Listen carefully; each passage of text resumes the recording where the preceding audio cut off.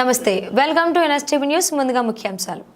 శ్రీ కాళహస్తీశ్వర స్వామివారి దేవస్థానానికి ఆంధ్రప్రదేశ్ రాష్ట్ర దేవాదాయ ధర్మాదాయ శాఖ కమిషనర్ రామచంద్ర మోహన్ గారు కుటుంబ సభ్యులతో విచ్చేశారు.